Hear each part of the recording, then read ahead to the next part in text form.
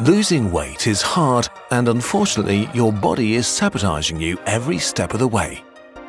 Your body is a biological machine that follows the laws of thermodynamics and needs energy and raw materials to stay alive, which is why you eat. The energy from food is measured in calories, and you need a certain amount to power your internal machines. Your brain thinks, your heart pumps, your gut digests, your immune system immunes, and you contract your muscles to move around. The harder a movement is, the more calories you burn.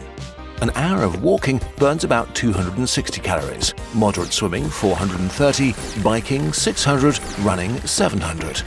If you eat more calories than you burn, your body stores them, mostly in the form of fat. 1 kilogram or 2 pounds of fat is about 7,000 calories. Seems simple. To lose weight, you have to burn more than you eat, so fat is turned back into energy. There are 2 ways to do this: eating less, which we'll cover in another video, and burning more, say by moving around aimlessly, also called working out. We also get told early on that exercising is healthy somehow, so working out should kill 2 birds with 1 stone. Unfortunately, this doesn't exactly work out. It's one of these frustrating experiences where you do what you think's right, only to not see the results you deserve. In reality, focusing on exercising is not a reliable way to lose weight. Some studies show that exercise can lead to some fat loss, others that it's minimal. How can this be? It turns out that until recently, we fundamentally misunderstood what moving around a lot does to our bodies. Disclaimer: the science on fat loss is complicated, and many studies compare vastly different populations, different measurements, and are complicated to understand. And the online discussion is full of personal anecdotes. This video covers general principles based on the current state of research. But when you look at the individual, there are variations. It matters if you're an athlete or casually try to lose weight. The myth of the workout. A few years ago, scientists began to compare populations in industrialized societies, which sit a lot, to hunter-gatherer communities who move around a lot.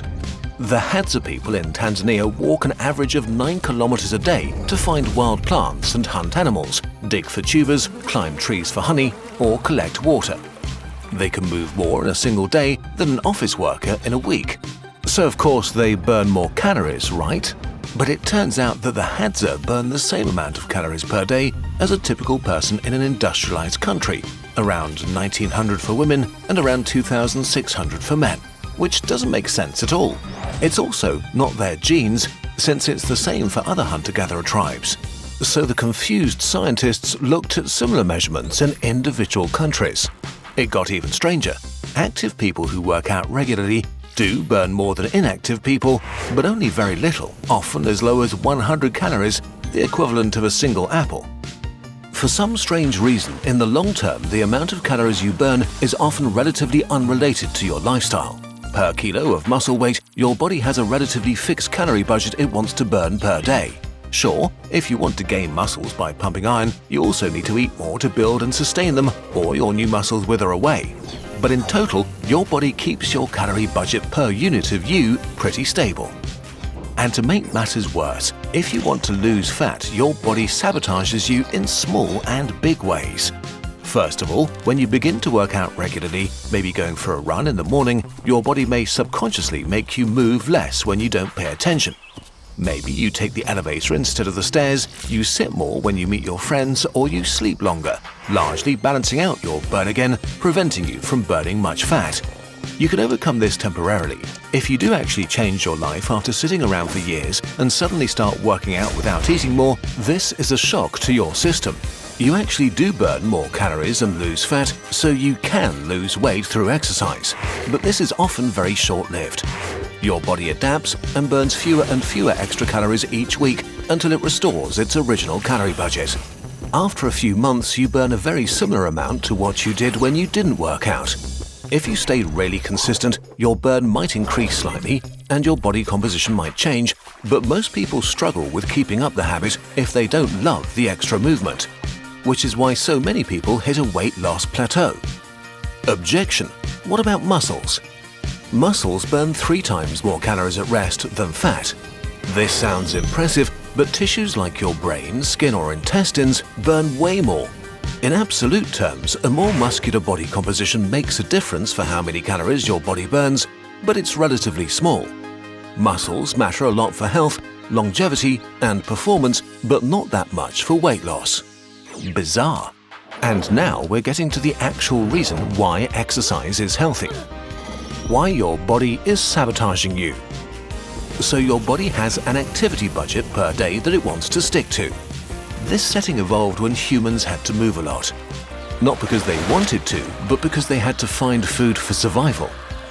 But when food is abundant and exercise is voluntary, what does your body do with the energy that you're not using to move around? We're simplifying a lot here, and this is relatively new science, but in a nutshell, there are many different systems in your body trying to do their job as well as possible. And if there's extra energy, they seem to use it. Unfortunately, this is bad. When your immune cells detect injuries or infections, they trigger inflammation. Fighter cells, alarm chemicals and fluids flood into your tissue.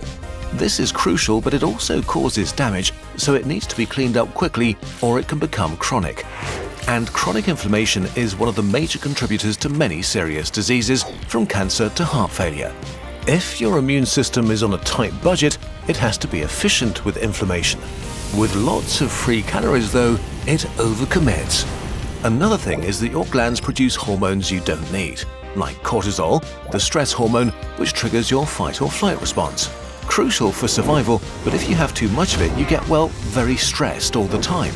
Chronic stress is a major cause for a bouquet of health issues, including your mental state. For our ancestors who moved a lot and had to deal with sudden bursts of activity, fleeing from a lion, attacking that bison, this cortisol was crucial. But if you live a modern, sedentary lifestyle, your body is ready for action that doesn't happen, hurting itself in the process. Your body evolved to move regularly and is fine-tuned to a certain base level of activity. If this activity is missing, it still uses almost the identical amount of energy just on stupid stuff. This is why you burn a similar amount of calories whether you work out or not. A lot of the energy you spend working out is energy you don't spend on other physical activities and body processes. Working out is not a magic bullet, but it seems to restore an internal physical balance that seriously affects your body. And this is also why regular exercise is so incredibly healthy. The evidence is incredibly clear here. It reduces chronic inflammation and stress, it's good for your heart, may ease depression, and makes you live longer and better. Why humans are so hungry. When your ancestors evolved, they had to work hard for calories. Sometimes it would be easy and they could afford to chill out quite a bit. But in hard times, they had to move quite a bit to feed themselves, walk longer to find prey, or dig longer to find tubers. If extra movement burned more calories, this would lead to a spiral of starvation. The less food you find, the more energy you need to find food, which doesn't even fill you up because you moved more. It's like taking on more debt when you're in the red. It works for a while, but then you go bankrupt and die. So, for your ancestors, being able to move a lot without burning extra calories was a matter of life and death. Okay, but this means the obesity epidemic of the modern world is not primarily caused by laziness, but by overeating. Humans evolved to be mad for calories because of our extremely hungry brains and our extremely useless kids. Kids are cute, but unlike other species, human kids have to be fed and cared for by adults for years before they become even remotely useful. Because the human brain not only eats up about 20% of all our calories at rest, twice as much as our closest ape relatives, it also takes a lot of time to develop through playing, learning and honing social skills, all the things that make us human. Our species is so extremely calorie expensive to maintain that we became super efficient calorie harvesters. 5 hours of human hunter-gatherer foraging yields between 3,000 and 5,000 calories, while our ape relatives get no more than 1,500 in the same time. And we became so good at calorie harvesting precisely because of our big brains and years of social skill training. In a typical ancestral tribe, some members would spend the day searching for plants, others hunting or gathering honey, others nurturing kids. And at the end of the day, we'd share the calories so that no one would end up hungry. Being frenetic calorie harvesters seems to be deeply part of what makes us human. It's not a bug, but a feature. But today it seems as if that feature has turned on us. We can't stop overproducing food and overeating. If you want to lose fat, reducing calories is the biggest part of the answer. We'll cover diet in the next part. So to conclude, you'll probably not lose nearly as much fat by working out as you hoped, but you will do something more important: give your body balance and make you more resilient, and prevent or delay many of the diseases that will make your life miserable, so you can enjoy a higher quality of life for much longer. But physical fitness is only half the equation. To make the most of your long, healthy life, you also need a fit, active mind, one trained to navigate our fascinating world and agile enough to solve any problem, which is where our friends at Brilliant come in. Brilliant will make you a better thinker and problem solver, with thousands of hands-on, bite-sized lessons on just about anything you may be curious about, from AI and physics to maths, data analysis and beyond.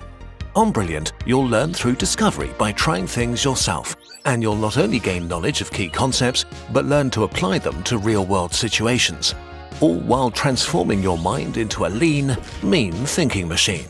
We've also partnered with Brilliant to create a series of lessons to take your scientific knowledge to the next level. These lessons let you further explore the topics in our most popular videos, from rabies and mammalian metabolism to climate science and supernovae. I've told you my fair share of science stories over the years, and I still learned something new there. It's like a one-on-one version of a Kurzgesagt video. And you can get started whenever, wherever, right from whatever device you'd like. Brilliant is the perfect tool for building a lifelong learning habit, one of the best ways to spend your lifetime if you ask us. To get hands-on with Kurzgesagt lessons and explore everything Brilliant has to offer for free for a full 30 days, visit brilliant.org/nutshell or click on the link in the description. You'll also get 20% off an annual premium subscription. Our latest journal just dropped on the shop. Get ready to be inspired. It's our mission here at Kurzgesagt to constantly discover new, exciting science and to present it to you in our videos. That's actually hard work, but we're not alone. We're guided by our curiosity. It's what drives us to explore the world and to learn about anything and everything. We've now created a guide to curiosity to share this skill with you. Join us across 160 thrilling interactive pages that will draw you away from your phone and into the world. Become aware of the countless wonders and secrets hiding in plain sight and learn skills that will change how you view the world forever. Head to the shop now and join the curiosity movement. We've also prepared some amazing deals for you.